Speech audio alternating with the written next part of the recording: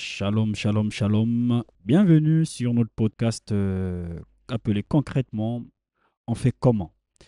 Dans ce podcast, c'est là où nous prenons le temps de répondre à vos questions de manière concrète en une dizaine de minutes.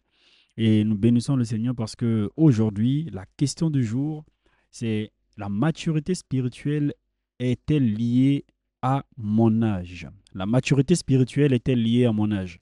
Alors avant d'aller un peu plus dans les détails, permettez-moi juste de prendre 3 secondes, 4 secondes afin de recommander et prier également parce que c'est très important. Tendre Père, nous te sommes infiniment reconnaissants. Merci pour ce podcast que tu rends encore possible.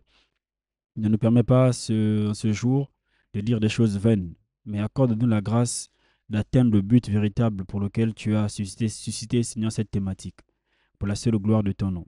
Fais-nous du bien et commence par moi, je t'en supplie, et ensuite par mon frère et par ma sœur. Que toute la gloire ne revienne qu'à toi, au nom de Christ Jésus. Amen. Comme je vous le disais, notre thématique de ce jour, c'est la maturité spirituelle est-elle liée à mon âge? Alors avant de donner et de répondre par l'affirmation et par la négation, nous allons commencer par comprendre ce qu'est la maturité spirituelle. Lorsque nous parlons de la maturité spirituelle, premièrement, le dictionnaire Larousse nous dit que la maturité est l'état de l'esprit d'un talent qui est parvenu à la plénitude de son développement. Partant de cela, on se rend compte que c'est l'état d'un talent, c'est l'état de quelque chose qui parvient à la plénitude, donc à la pleine maturation de son développement. Il a atteint vraiment son développement complet. Donc cette définition, le ciel est valable pour l'homme, puisqu'en réalité, lorsqu'on parle de la maturité, on parle d'un état de ce qui est mûr. C'est également l'état de développement complet des éléments spirituels qui constituent son homme intérieur. Donc l'homme intérieur est constitué de plusieurs éléments. L'amour, la patience, la foi, la tempérance, la bonté. En réalité, le fruit de l'esprit, en quelque sorte. Donc c'est lorsque les éléments qui composent le fruit de l'esprit atteignent, n'est-ce pas, le développement complet. Et c'est là où on parle maintenant de la maturité spirituelle. Nous allons y revenir. Maintenant, pour répondre à la question, est-ce que la maturité, elle est liée à notre âge ou à mon âge? La réponse, elle est toute négative. Parce qu'en réalité, la maturité spirituelle ne se juge pas en fonction du nombre d'années que nous avons dans la foi. La maturité spirituelle ne se mesure pas au nombre d'années que nous avons même sur la terre. Ah non, on peut avoir 50 ans d'âge et réfléchir spirituellement, marcher spirituellement comme un enfant de 2 ans ou un enfant de 4 ans. Donc, ce n'est pas lié à notre âge et encore moins au nombre d'années que nous avons passées dans le Seigneur ou encore le nombre de passages, de versets bibliques que nous connaissons. Ce n'est même pas parce que le Seigneur nous utilise que nous sommes forcément matures. On peut avoir des personnes, il y a des enfants qui ont de l'argent, il y a des bébés qui ont de l'argent, qui ont des 50 euros, des 100 euros, des 100 000 francs CFA. Ce n'est pas parce que ces enfants ont toutes ces choses que forcément elles sont matures. Non, on peut avoir des dons spirituels, on peut manifester les dons spirituels, mais être un bébé.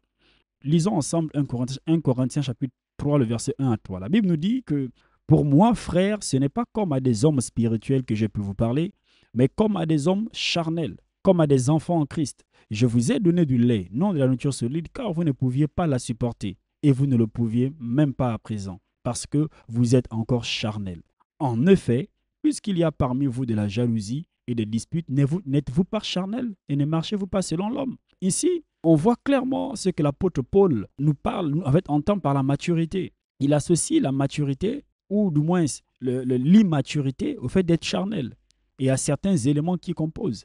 Regardez, l'église de Corinthe était une église qui manifestait, qui était reconnue, réputée pour la manifestation des dons spirituels. C'est une église qui manifestait les dons. Aujourd'hui, si on voit une église qui manifeste des dons ou des personnes qui manifestent des dons spirituels, tout de suite on dira que ces personnes sont matures. Et là, l'apôtre Paul nous fait comprendre quelque chose, c'est que malgré le fait que les Corinthiens manifestaient des dons, il leur reprochait leur manque de maturité. Mais comment leur manque de maturité se manifestait? Il leur dit, leur manque de maturité se manifestait par de la jalousie, par des disputes. Donc le fait de voir des disputes, de la jalousie, des plaintes, c'est la preuve de l'immaturité d'une personne. Parce que, en réalité, lorsque les Corinthiens, malgré tout ce qu'ils faisaient, ils avaient des choix, c'est-à-dire je suis de Paul, je suis d'Apollos, c'est à Corinthe qu'on a vu ça. On a vu toute forme d'impudicité, on a vu en fait des éléments et l'apôtre Paul, obligé de leur rappeler à plusieurs reprises, ne savez-vous pas, ne savez-vous pas, ne savez-vous pas. C'est parce que, en réalité, lui, il se rend compte qu'il a donné des éléments, mais cette Église n'a pas pratiqué ces éléments-là. Ce qui fait d'eux des personnes immatures, des bébés, des enfants dans la foi, puisqu'il leur parle en fait d'hommes spirituels et il leur fait comprendre que la raison pour laquelle vous ne pouvez pas supporter la nourriture solide. La nourriture solide, c'est une nourriture des adultes, une nourriture des personnes matures. Donc, si des personnes n'arrivent pas à supporter la nourriture solide, elles sont des bébés. Pourtant, on dit bien, c'est une église qui a bondé en réalité en dons spirituels. Paul les appelle les enfants en Christ. Et quand on parle des enfants en Christ, en grec, c'est népios, qui veut dire tout simplement des nourrissons. Et vous vous rappelez, lorsque Jésus il arrive, il parle de manger ma chair, de boire mon sang. Et là, tous les disciples, ils ont dit, non, cette parole, elle est trop dure pour nous. Donc, en réalité, c'est-à-dire la nourriture solide ne convient pas, ne sied pas aux enfants, aux nourrissons, aux bébés dans la foi. Si nous disons que la maturité spirituelle n'est pas liée à notre âge, notre nombre d'années sur la terre, ou encore notre nombre d'années dans la foi ou dans l'Église, alors à quoi est-ce que la maturité spirituelle est liée concrètement? La première chose, nous allons dire que la maturité spirituelle, elle est liée à la mise en pratique de la parole de Dieu. Celui qui pratique la parole de Dieu devient mature. La preuve de ta maturité, c'est ta mise en pratique de la parole de Dieu. Tout dépend de notre manière de mettre la parole de Dieu en pratique. C'est pourquoi Jacques nous dit, ne vous bornez pas à écouter la parole, mais mettez-la réellement en pratique. Parce que plus tu pratiques la parole, plus tu grandis. Plus tu pratiques la parole, plus tu mûris. Mais si tu ne la pratiques pas, tu ne pourras pas mûrir. Si tu ne la pratiques pas, tu ne grandis pas. Donc, il est facile de dire que j'aime Dieu, mais la Bible nous demande d'aimer notre prochain. Donc, si nous sommes matures, nous allons comprendre que nous devons aimer notre prochain. Lorsque nous sommes en colère face à quelqu'un, la Bible nous dit que nous ne pouvons pas venir donner notre offrande alors que nous avons un différend avec notre frère et notre sœur. Donc, celui qui est mature saura, comprendra qu'il faut d'abord régler son différend avant de venir donner son offrande. L'offrande d'adoration, l'offrande de célébration, même si c'est au niveau des finances. Si nous devons donner notre offrande à Dieu et que l'on n'a pas encore réglé le différend que l'on a avec les autres, ça ne dépend pas des titres que nous avons, la maturité. On peut même être un ministre de ministère, un responsable de département et être immature. On peut être pasteur et être immature. Ça ne dépend pas du titre que nous avons ou de la fonction que nous occupons, la maturité spirituelle. Et c'est pourquoi, dans les 4 dimensions du service, mon pasteur a appelé la première dimension le niveau des parvis. Et dans le niveau des parvis, c'est là où on retrouve plusieurs personnes. Donc, ça ne dépend pas des titres que nous avons. On peut être archibishop, méga bishop et demeurer toujours au niveau des parvis. Donc, la mise en pratique de la parole de Dieu nous aidera. Mais pour la mettre en pratique, il faut avoir une culture de la méditation, une culture de la lecture de la parole, une culture de la recherche, une culture. C'est ce qui nous fait grandir. Le dimanche n'est pas suffisant pour nous faire grandir spirituellement. Non, c'est ta vie individuelle qui va t'aider. Le dimanche vient te donner des clés pour vivre, pour pratiquer, pour faire des choses. Mais en réalité, ce qui va te faire beaucoup plus grandir, qui va te faire grandir beaucoup plus vite, c'est ta capacité à mettre en pratique ce que tu reçois. Et aussi toi-même à avoir une lecture, une vie de méditation de la parole. Parce que si au niveau de 001 ou au niveau de la 101, on te donne des éléments et que tu n'es même pas en pratique, tu ne grandiras pas. La deuxième chose que nous devons voir dans la maturité spirituelle, c'est l'autonomie spirituelle. Voici à quoi est liée également la maturité. On reconnaît une personne mature par sa capacité à être autonome spirituellement. C'est-à-dire la capacité de se prendre en charge tout seul spirituellement. Donc, il n'a pas besoin qu'on lui demande d'aller lire la Bible, d'aller méditer. Il n'a pas besoin qu'on lui demande de faire des choses. Non, non, non, non. C'est-à-dire qu'il apprend lui-même à développer une relation intime et particulière avec Dieu sans pour autant avoir des intermédiaires ni encore une assistance. Donc, en réalité, ce qu'il donne également une autonomie spirituelle, c'est vraiment cette indépendance, cette relation. Et cette relation qui lui permettra de prendre soin des autres plus tard, des nouveaux convertis, des personnes faibles dans la foi.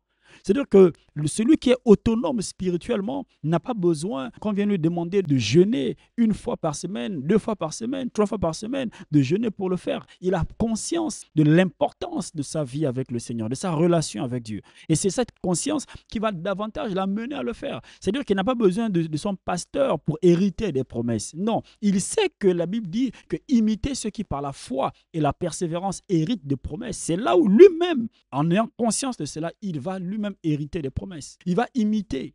On n'a pas besoin de lui demander de le faire parce qu'il a la culture des Écritures, il a la culture de la méditation, il a la culture de la pratique, la mise en pratique de la parole, ce qui le rend en fait aussi autonome spirituellement sur bon nombre de domaines. Bien entendu, ça ne veut pas dire qu'on n'aura pas besoin des alliés. Non, on a toujours besoin des alliés puisque Jésus lui-même, il a demandé, il a pris Pierre, Jean et Jacques qu'ils prient avec lui. que le Seigneur nous accorde la grâce, et vraiment la grâce de pratiquer sa parole, parce que nous devons grandir. Tout ce qui naît doit grandir. C'est la loi de la croissance. Et c'est pourquoi nous bénissons le Seigneur. Je prie davantage que le Seigneur nous fasse de bien. Je prie que le Seigneur suscite dans son Église des hommes et des femmes matures, des jeunes matures, que ce soit à Montpellier, à Marseille, à Nice, à Toulon, à Avignon, dans le sud de France, que le Seigneur lève une génération, une armée des hommes matures, pas des hommes bébés, pas des bébés dans la foi, pas des bébés, des personnes qui passent du temps à se plaindre. Ah non, on n'a pas fait ceci, je n'ai pas eu ça. Ah, c'est comme l'église est toujours comme ça, l'église. Ah, les responsables sont toujours comme ça. Non, non, non. L'église n'a pas besoin de ça. Non, ça, ce sont des immatures qui passent du temps à se plaindre. L'homme mature trouve des solutions et l'homme immature, le bébé, le charnel, lui passe son temps à se plaindre sans pourtant proposer des solutions, faire bouger les lignes et changer les choses. Alors que le Seigneur nous accorde la grâce. Parce que mon pasteur dit souvent, un enfant de Dieu ne subit pas. Et comme l'enfant de Dieu ne subit pas, il doit être mature, il doit changer les circonstances, changer les saisons. Que toute la gloire ne revienne qu'à lui. Au nom de Christ Jésus. Amen. Alors nous arrivons bien entendu au terme de ce podcast. Nous bénissons le Seigneur. Nous vous demandons bien sûr de vous abonner pour ne rater aucun épisode et partager au maximum. Mettez un commentaire si la réponse apportée vous a aidé. Et surtout, si vous avez d'autres questions, n'hésitez surtout pas à les poser. Par la grâce de Dieu et l'aide précieuse du Saint-Esprit, nous allons y répondre. Et si la question a partiellement été répondue également, parce que ça peut arriver, n'hésitez pas à les mettre en commentaire et afin que le Seigneur davantage nous accorde la grâce de répondre à toutes les questions dans leur entièreté. Que toute la gloire ne revienne qu'à Dieu. Que Dieu vous bénisse de là où vous êtes. Au nom de Jésus. Amen et peace à vous.